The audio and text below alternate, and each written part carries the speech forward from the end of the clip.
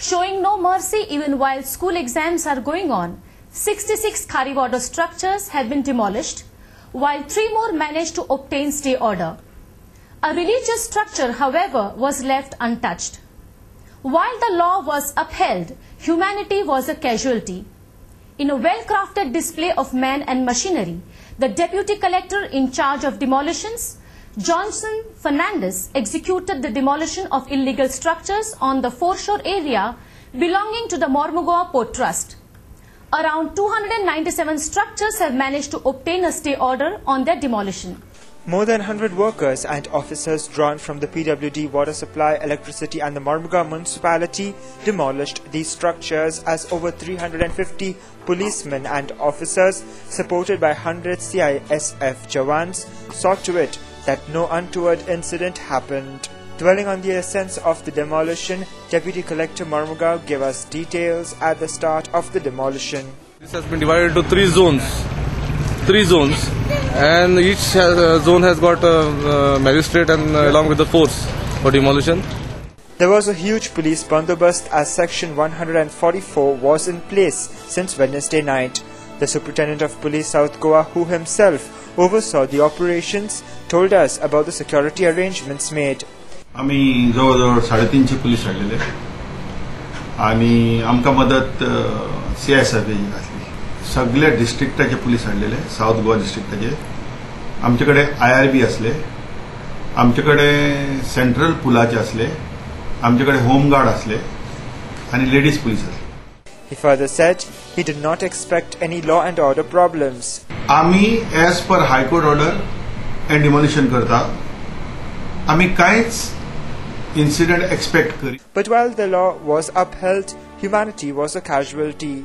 Many of those whose houses were demolished had been confident with the hope that their neighbor and Vasco MLA, Joseph Philip de Souza, would be able to protect them. Alas, even the shovel broke their walls and demolished their roofs. The leader was missing and the prospect of spending the night under the open sky loomed large for the people rendered homeless. कुछ कमाओ तो आज कमाओ कल खाओ, और हमारे पास अभी किधर जाने को पैसा भी नहीं हमारे पास. हम लोग क्या रास्ते में रहे तो रास्ते में रहेगा तो म्युनिसिपैलिटी उठाएगा.